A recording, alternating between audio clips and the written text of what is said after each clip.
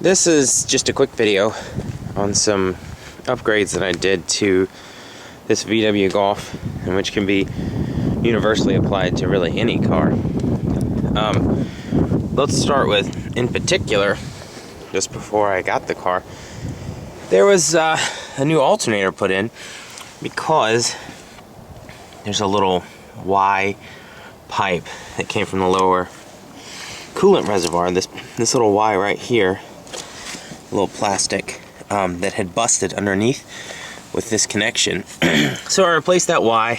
In fact, I replaced the entire hose going to the lower radiator reservoir. While doing that, I had to disassemble this top part here, this plastic, because the oil dipstick funnel was broken. Easy enough to replace, didn't take a whole lot of time. Also, while I was down there, went ahead and changed the oil filter and I worked on a hose that is deep down inside the engine. While I was in there, I went ahead and did some upgrades here. I ran a new lead wire inside the firewall for the engine to put in a subwoofer in the back so that you could get just a little bit better audio. The subwoofer wire runs through that flex loom, and then one of them comes down and then through the bottom there. Another one for a remote start runs in through this flex loom through the back. Both of them come out of the same hole in the firewall. Once I did that, I actually flushed the radiator fluid out. There's a tap in the bottom, very easy to flush it out.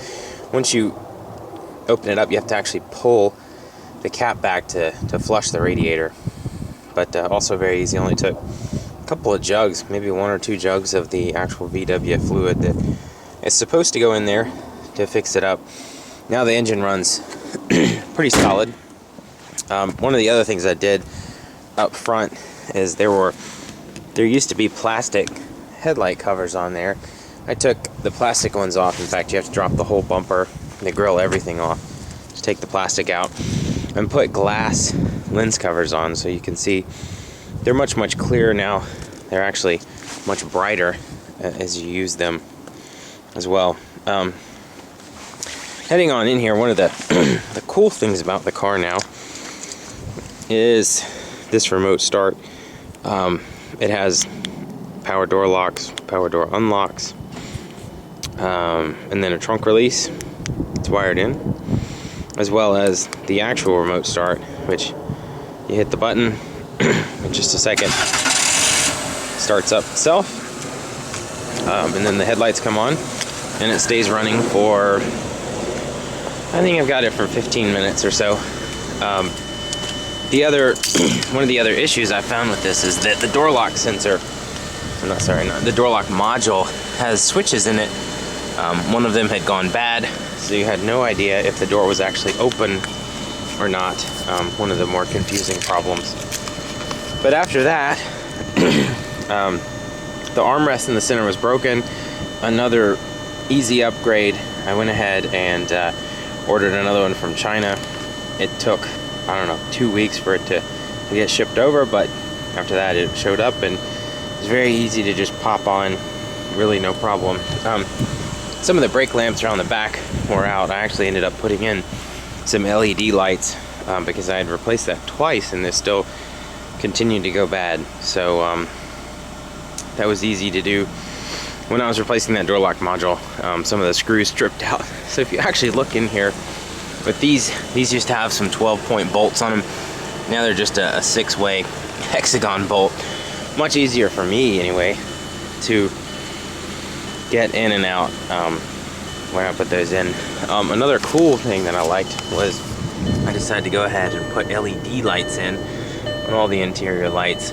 So with the door lock sensor, these lights run not nearly as hot, use a lot less power, and actually have a cooler glow to them. Aside from popping the trunk, I went ahead and decided to put a small subwoofer back here. It's a little 10-inch Infinity. The nice thing about it is it gives the car just a little bit of that extra punch that some of the factory stereo speakers are missing.